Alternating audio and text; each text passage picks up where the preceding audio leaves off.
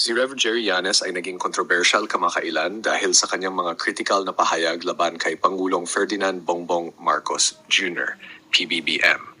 Ayon kay Llanes, tila kulang ang kasalukuyang administrasyon sa pagpapakita ng tunay na malasakit sa mga mahihirap at marginalized na sektor ng lipunan.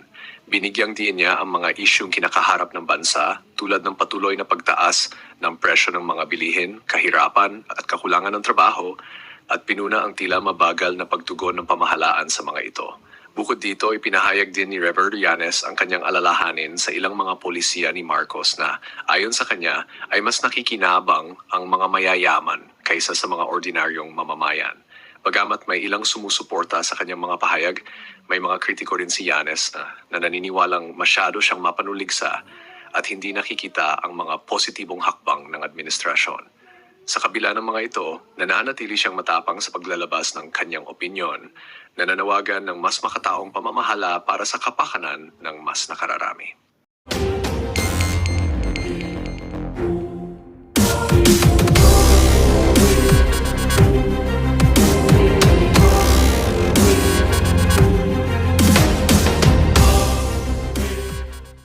Dito tayo para ipahayag natin ang ating damdamin at ang mga nakikita natin sa paligid sa kasalukuyang panahong ito. Ako po si Reverend Jerry Llanes ng Angeles, Pampanga, isa sa mga tahimik na syudad dito sa bahaging ito ng Luzon. Ako po ay retired minister sa loob ng 33 years. I am a professor of history and English, especially World Studies and Asian Study. Ako rin po kasalukuyan ang advisor o isa sa mga advisor ng moral and spiritual change and progress dito sa Pampanga.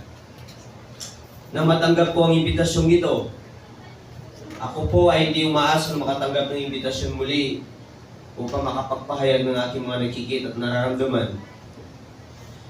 Ako po ay nagre-representante, tinanggap ko ito pang representante yaong mga church leaders natin na ang kanilang great concern is to continue uphold the rule of law, proteksyonan ang moral at ang espiritu, hindi lamang ang moral at ang espiritual na kalagayan ng ating mga mamamayan mula sa loob ng iglesia, ng church, hanggang sa labas, na manatili ang kapayapaan, ang kaayusan, at mailigtas natin ang ating mga kabataan sa kasalukuyang nangyayari ngayon dahil bumalik sa lansaman ang droga. Sa nakaraang administrasyon, nagkaroon ng ilang taong pananahimik at nakita natin na tayo ay maaaring lumabas ng bahay kahit madilim. Kahit na ang ating mga kabataan ay uuwi galing paaralan o sila'y mamasyal sa gabi, ay hindi sila natatakot o mga magulang. Ngayon po, natatakot na naman ang ating mga kabataan. Where is the church? Napansin ko po, at maaaring napapansin na rin natin, nasaan ang eklesya o ang church? Dati, ako po'y mayroong malaking respeto sa ating Roman Catholic Church hanggang ngayon. And we need to respect each other's faith and doctrines. Ano man ang ating paniniwala. Kailangan yan. Dahil ang Diyos ay nakatingin sa puso at hindi sa ating mga itinuturo sa ating relasyon sa Kanya ang pinapahalagaan niya. Ngayon po, noong nakaraang Marcos regime, pinangunahan tayo ng Roman Catholic Church. They were the leading force to lead the people para magkaroon ng people's power. And we are so grateful dahil sumunod ng maraming tao. At napabagsak natin ang rehimeng ito. Nakita ng maraming taong pang-aabuso at kahirapan ng mga maraming Pilipino. Ako po ay kung nasa kolehiyo noong panahon na yun. Ako sumusunod sa mga nangyayari dahil ako rin po ay napabilang sa mga aktivista nung ako ay nasa kolehiyo kahit sa maiksing panahon. Ngayon po, sa kasalukuyan, Malinaw pa sa sikat ng araw ang nangyayari sa ating bansa. Tingnan ninyo, nagkalat ang mga American bases sa ating paligid. Kami po sa Angeles City. Kami malapit sa Clark Air Base. Nasa norte kami.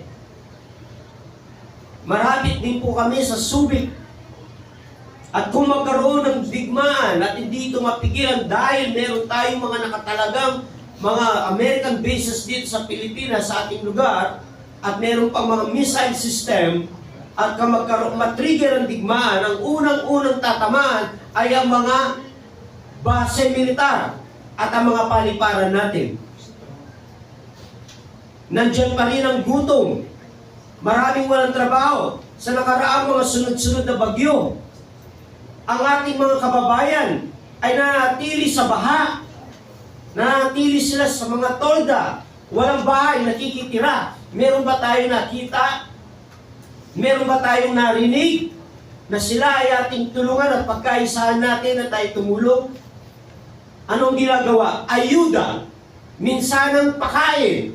Ngunit walang pagpapatuloy na sila'y tulungan upang makaahon sila sa kanilang kalagayan. Ano pa po? Ang droga ay nanggagaling sa Malacanang.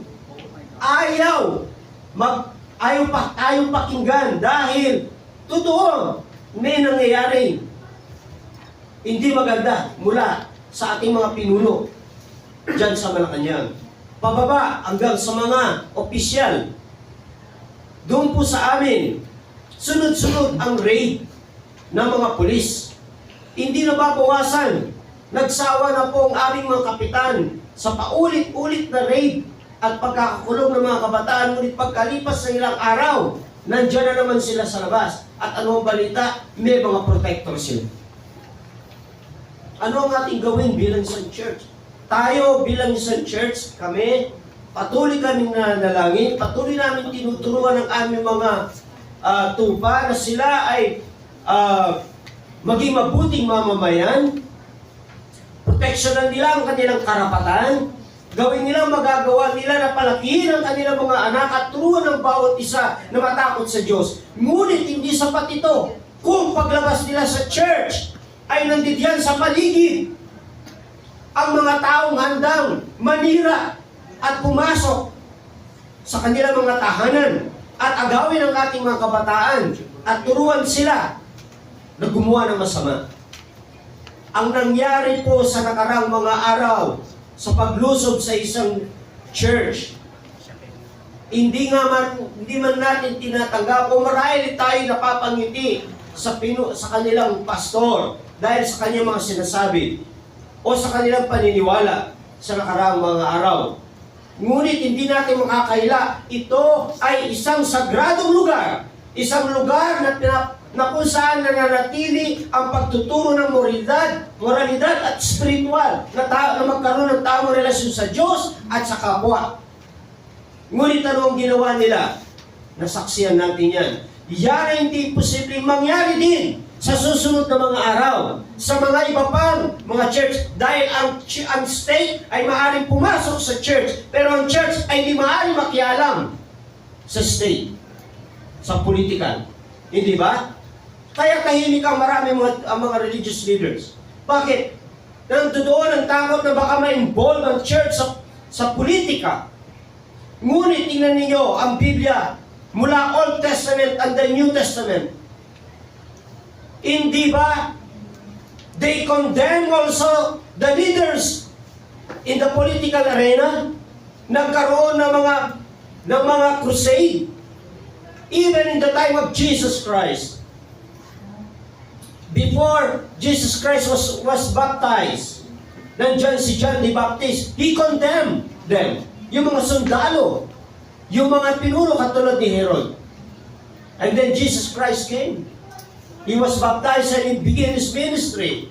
He condemned them to. Maging ang mga religious leaders na nakikisang-ayon sa gawang masama, kinondemn niya sila.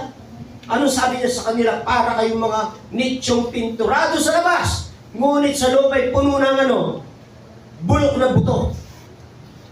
Ano sabi niya? Ibigay niyo kay Caesar ang kay Caesar, at ang Diyos ay para sa Diyos. Hindi lamang yan tax ang sinasabi niya doon. Serbisyo, paglilingkod, pagsunod sa batas. At ano? Ang dapat tingnan ng bawat isa sa atin, ang church at ang state, bagamat ito ay magkahiwalay, ngunit tingnan natin, unti-unting pinapakialaman, pinapasok na rin ng mga ng mga politiko. At ang mga church leaders ay involved na rin sa politika. Pero tahimik sila. Bakit? Bakit sila tahimik? Ayaw nilang masali ng lantaran. Pero nandyan sa loob ng church ang mga politiko. Tumatanggap ng mga tulong sa mga politiko.